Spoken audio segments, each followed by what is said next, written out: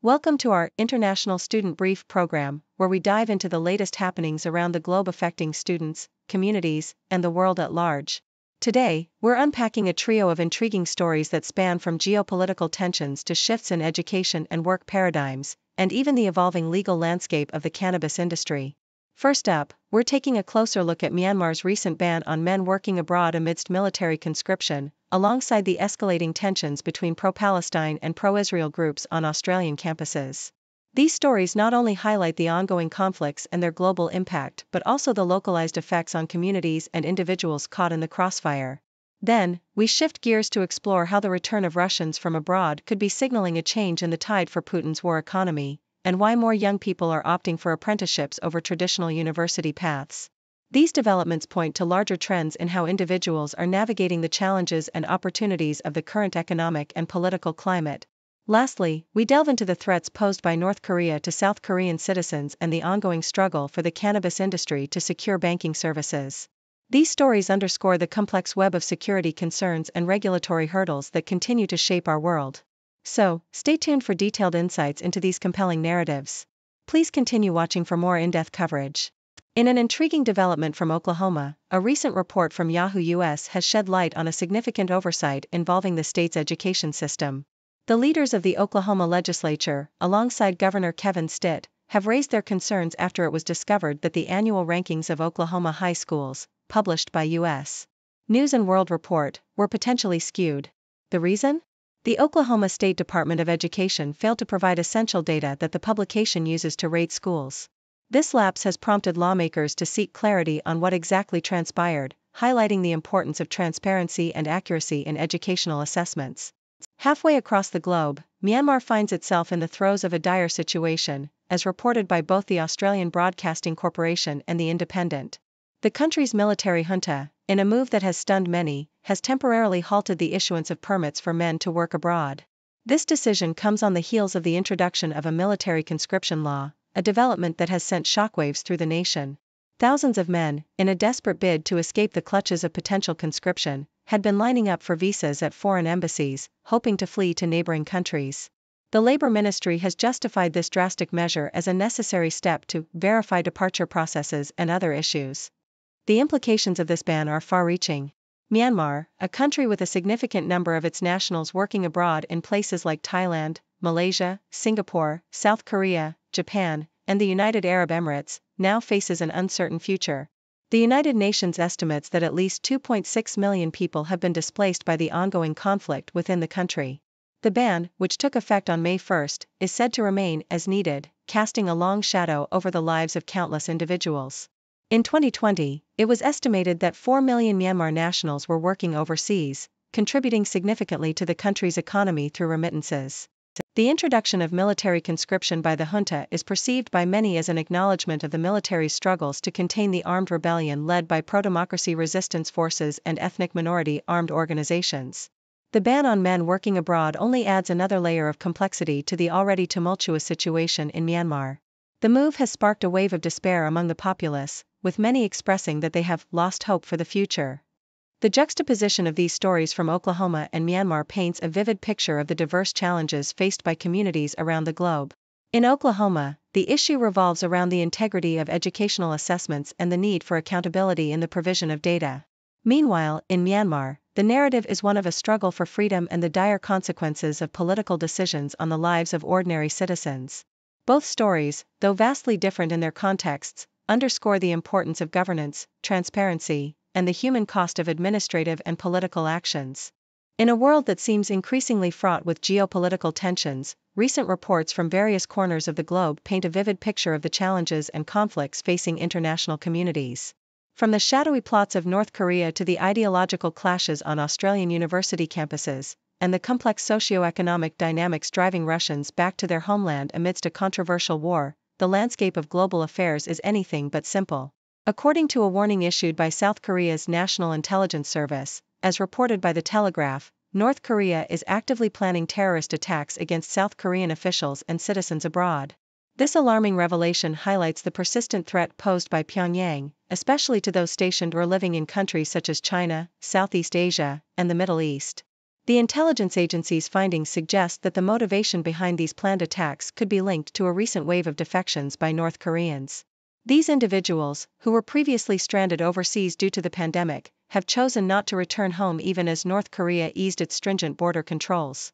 This narrative underscores the desperation and fear that drives some to flee the repressive regime, as well as the lengths to which that regime will go to retaliate or make an example of those who escape its grasp. Meanwhile, the Sydney Morning Herald reports a different kind of tension unfolding on the campuses of Australian universities, where pro-Palestine and pro-Israel groups have found themselves in an uneasy standoff. At the University of Melbourne, these ideological divides have manifested in physical confrontations and heated exchanges, painting a vivid picture of the global reach of the Israeli-Palestinian conflict. In one instance, pro-Israel supporters allegedly harassed a student encampment at Monash University, resorting to name-calling and vandalism. This incident, which resulted in police intervention but no arrests, highlights the volatility of such disputes when they spill over into public spaces. On the other hand, a rally against anti-Semitism at the University of Melbourne, organized by the Australasian Union of Jewish Students, sought to distance itself from the more aggressive tactics employed by some pro-Israel groups. This nuanced landscape of protest and counter-protest underscores the complexity of navigating such deeply entrenched conflicts in a multicultural and politically diverse setting like Australia. Adding another layer to the global tapestry of current events, the Japan Times reports on the phenomenon of Russians returning home after initially fleeing the country in the wake of the Kremlin's invasion of Ukraine. This trend is viewed by some as a propaganda victory for President Vladimir Putin, potentially bolstering Russia's war economy. The motivations driving these returnees are multifaceted, including challenges related to renewing residence permits, transferring work and money abroad, and the broader implications of living in self-exile. This situation reveals the difficult choices faced by those who oppose their government's actions but find themselves constrained by practical considerations. The return of these individuals to Russia, whether willingly or reluctantly, underscores the complex interplay between political dissent, economic necessity, and national identity. Collectively, these stories from The Telegraph, the Sydney Morning Herald, and the Japan Times offer a glimpse into the myriad ways in which geopolitical tensions, ideological conflicts, and socio-economic pressures intersect in today's world. From the dark plots of a repressive regime to the clash of narratives on university campuses, and the economic realities driving political exiles home, these narratives remind us of the enduring complexity of global affairs.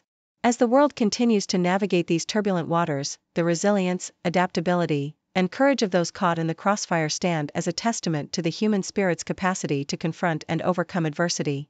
In the ever-evolving landscape of American politics and society, the push for cannabis legalization and the re-evaluation of higher education pathways are generating significant discourse. Bloomberg recently highlighted the ongoing saga of the cannabis industry's struggle for legitimacy in the banking sector. Despite the Biden administration's tentative steps towards reclassifying marijuana as a less dangerous drug, tangible progress seems elusive. Senate Majority Leader Chuck Schumer's efforts to lift the federal prohibition on cannabis have garnered attention, yet the focus remains on the more immediate goal of passing the Safer Banking Bill. This bipartisan proposal aims to authorize banks to provide services to state-authorized marijuana businesses, a crucial step towards integrating the burgeoning pot industry into the mainstream economy. Parallel to the debates surrounding cannabis, the realm of higher education is witnessing a paradigm shift. The Telegraph reports an increasing interest in apprenticeships as viable alternatives to traditional university education. With UCAS noting a 62.4% increase in apprenticeship searches compared to the previous year, it's clear that the allure of earning while learning is resonating with many young individuals. Apprenticeships, once confined to a handful of trades, now span a diverse range of professions, offering competitive salaries and practical skills that rival, and sometimes surpass, those acquired through a university degree. This trend underscores a growing realization that the path to a successful career is not monolithic and that vocational training can lead to prosperous outcomes. However, the conversation around education and its value proposition takes a contentious turn when examining the Biden administration's approach to student loan debt. An op-ed in the Daily Mail, shared by The Telegraph, criticizes the plan to cancel student loan debt as a superficial solution that fails to address the root causes of the student debt crisis. The piece argues that without tackling the systemic issues of rising tuition costs and the questionable return on investment provided by some institutions, debt forgiveness merely perpetuates a cycle of financial irresponsibility. Furthermore, the op-ed posits that the current higher education system is fraught with ideological indoctrination, contributing to a culture of illiberalism that undermines the purported objectives of broadening minds and fostering critical thinking. These narratives, emerging from the intersections of policy, education, and societal change, reflect the complexities of navigating modern American life.